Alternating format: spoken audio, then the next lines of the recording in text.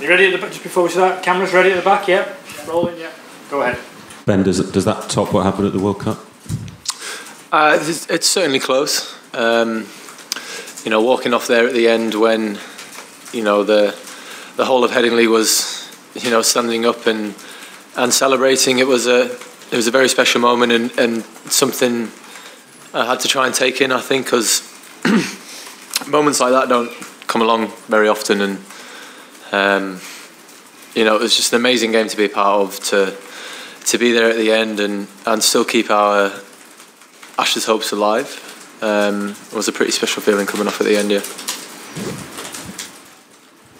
Ben, what's going through your mind when the number 11's cleaning the steam off his glasses? He might get a sponsorship deal out of that, to be honest. Well, talk about Jack. Talk about Jack's contribution. I think when a number 11 comes in, needing 70 to win it, I knew where the game. Well, I knew what I had to do in terms of the game situation and what I had to do. The only time I really started getting a little bit nervous or panicking, would say, is when we got into single figures.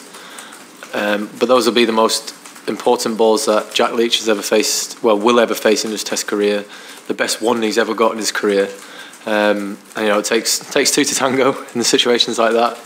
And for a number 11 to come out under that kind of pressure and to deliver when he needed to deliver was fantastic for him to be able to do that. And a lot of credit has to go to him as well for us being able to cross the line there at the end. Rory, do you want to? Yeah. Just pass the mic down to Rory. Ben, what did you actually in the innings find harder, sort of flipping the guys into the stands for 6 every 5 minutes, or the 2 from 50 balls last night?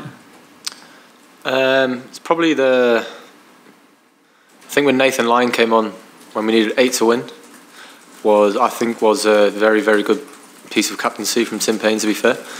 Obviously everybody was out on the boundary. It was a pitch that was very helpful for spin bowling. And obviously I was trying to attack the first half of the over, every over when Jack came in. So I thought it was a good ploy from him. I would much rather have been facing one of the seam bowlers than Nathan Lyon at that point. And I wasn't quite sure whether to keep on going like I was, or to try and win it in ones and twos. But I thought, well, I've got us to this point from playing a certain way, so I'm just going to keep on going. But I had to make sure that I picked the right ball. I made sure I committed to what I did. I got my pitching wedge distance quite good today on a few occasions, especially on that last one that I just managed to go over the head. But I thought credit to Tim Payne for having the courage to bring on an off spinner at that stage in the game. In terms of your overall contribution to the Test, can you just give us a few words on that unbelievable spell of the best part of 25 overs? You sort of squatted at that end for kept it down. I mean, have you ever done anything like that, bowled 25 overs at that pace? No. I mean, whatever the stage of the game is, whether it's with bat or with ball, the team that I'm playing for, representing, is going to get everything from me. Last night, that spell where I had to bowl at the end when obviously Jofra went off with cramp was time to stand up and deliver something like that. I really enjoyed being the person that Joe turns to in situations when it isn't going our way. Then just sort of like to stand up and not do the easy things all the time and do the hard yards as well. And that's the best thing about being all-rounder in cricket, is that you get to influence the game with both ball and bat.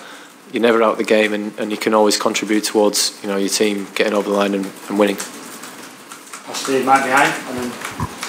Hey Ben, afterwards Michael Vaughan said that was the greatest Test match innings of all time. With all the pressure of what was at stake and the Ashes on the line and the huge hitting and the deafening atmosphere, is that the innings that you're most proud of in your life? I think in terms of where we were at, in terms of this Ashes series, I'm obviously over the moon that we've managed to stay in the series. If we lost this game, then the Ashes were gone. So to be sat here, especially after getting bowled out for 67, to still be in with a chance of getting the earn back is an amazing feeling. And walking off there at the end was, just a time to take everything in and realise what we had just done as a team, not just as an individual. I think bouncing back from getting bowled out for 67 to then having to chase down 300 and I can't remember whatever it was, was brilliant. But at the same time, we've got a few days off here before the next test starts. So, when we turn up to Manchester, we've got to put everything behind us, what we've just managed to achieve, and start again in Manchester. Because this will all be forgotten if we lose the next test match, because then the Ashes are gone. Can you just describe the noise out there? What did it feel like? Deafening, absolutely. And to be fair to Leeds, they're always with us. Not just Leeds, but everywhere around the country, around the world. The support we get from the Barmy Army and everybody who turns out to watch us play. No matter what the situation of the game is, they've always got us. They're always singing. The Western Terrace were absolutely fantastic. They were cheering every dot ball, every boundary, every time there wasn't, when there was nothing to cheer about, they were cheering. And I hope the fans understand that, how much that influences us in terms of where we are in the game. It gives you that extra drive, it gives you that extra adrenaline to really push you through. Obviously, being tired at the end and stuff like that. The noise in the atmosphere gives you an extra level of adrenaline, and you almost want to do it for them. That the fact that they've been here through thick and thin throughout all the years. Getting bowled out for 67, obviously not ideal, but they were still with us. So to be able to walk off at the end of the game, they're winning. I hope that we can show a lot of respect towards the fans in terms of how good they were with us over these last 3 days. Go ahead. Ben, just over a year ago, your life looked very different. I wonder if the high today is all the sweeter because you know what the lows are like. That was a year ago. It's a long time, a year. And today, when you made 50 and then when you got to 100, it was notable that you didn't celebrate or barely celebrated at all. What does that tell us about your approach to this innings and your approach to this game? Well, there's a bigger picture. There was still a lot of runs to get.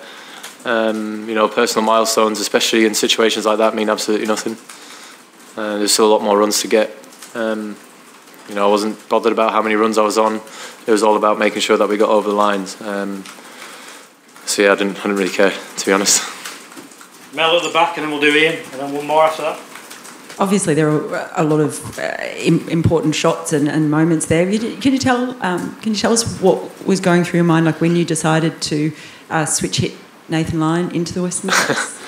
I think I knew the tactic that Nathan was trying to bowl to, which was trying to hit the rough and make it really hard to try and get underneath him and hit it, because it was spinning quite a lot. So I just thought that's really one of probably two options that I had in terms of trying to hit a boundary. Everybody was out on the boundary. I didn't fancy sweeping him against the spin because the top edge was massively in play there. It's a shot that I've been working on and I've played before, so I'm confident of playing it. I got to a certain point in terms of being really positive and making the choices to try and attack. So as soon as I thought of it, I was just like, right, commit to it and do it. Ian, pass the mic to Ian. Just Ben, what was going through your mind when the Aussies had that huge OW shout right at the end? I think it was on Jack Leach. They obviously burned their reviews, but what was going through your mind then? I knew it wasn't out against Jack Leach. I've seen the DRS on my big LBW shout, which obviously shows up 3 reds, but DRS I think has got that completely wrong, because it flicked my front pad first, didn't spin, but somehow it's got it hitting the stumps. But that obviously shows how crucial that making sure you use your reviews is actually worth doing it. When you get to a situation like that, and you still need one, obviously. If they had a review left, they would have used it and they would have ended up winning. But after looking back at the footage in terms of the DRS, I still can't believe it was 3 reds. I thought as soon as it hit me, it was sliding down leg because there was no spin. Simon and John, then we'll do. Ben, just in terms of your recovery, 25 overs you bowled the other night, and to play that night today, what did you do overnight? What sort of foods did you eat? How did you sleep? How did you get your body right for today? My wife and kids came down. They got there to the hotel about 10 o'clock. My wife walked into me eating pasta in my boxer shorts. And last night, what did she get me? I think I had like a knockoff Nando's and two bars of Yorkie biscuit and raisin. So that's the fuel for that innings today. And a couple of coffees in the morning. John, last one.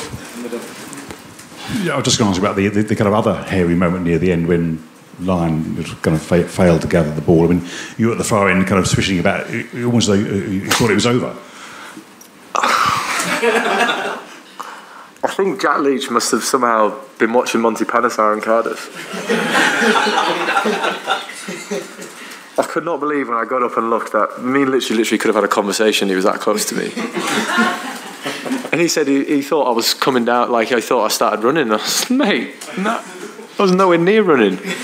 But that was huge panic stations there because obviously he was so far out. But as we've seen, that pressure situations in games can really affect what a human does. I think 9 times out of 10, Nathan Lyon would be able to pick that ball up, take it, and take the stumps off and Australia win. But you've got to take into account the pressure that he is under there to take the ball cleanly and take the stumps off. We've seen a few moments in the World Cup with Jason Roy where he fumbled the ball. 9 times out of 10, he's picking that up and throwing the ball straight over the stumps and taking the bails off. I think that's what a few people don't really understand. That they'll say, "I can't believe he hasn't picked that up," but you've got to understand that the pressure that players are under, and especially in such crucial moments, playing at the highest level and what is on the line. So pressure makes human beings, especially not be able to do things that they normally would be able to do, with their eyes closed. Brilliant, thank you.